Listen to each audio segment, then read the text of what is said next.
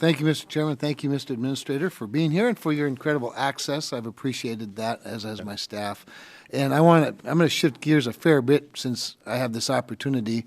And it might not surprise you that I want to ask you about a discussion we had previously and that has since resulted in my dropping some legislation.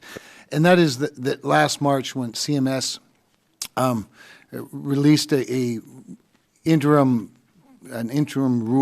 final rule that gave authority to insurers that were offering plans on the exchange to deny nonprofit charities the opportunity to provide premium assistance. And since patients with rare diseases and catastrophic illnesses are oftentimes the utilizers of this kind of charity, this rule has really had the effect of pushing individuals with pre-existing conditions off the health plans that they purchased in an exchange. So that really means fewer insured Americans and more patients with complex conditions in the federal safety net. Now, obviously, under the ACA, the law provides federal subsidies for health insurance, as we're discussing. Why then did the administration offer a rule to prevent Americans from doing the same out of charity that the government does now? And you know, since the release of the interim final rule, I think there's something like 30 or 31 states that have announced a prohibition.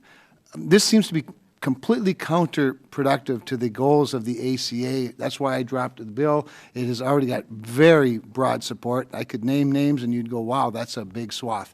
And most of us are between that swath. So, can you tell me something that would give me some encouragement that may not require the law, or that you're going to support the law, that the law change? Well, we share the same goal of trying to get everybody covered. And I appreciate your efforts in this area as well. Because we have an interim proposed rule, I'm limited in what I can comment on the rule, but we do appreciate your input.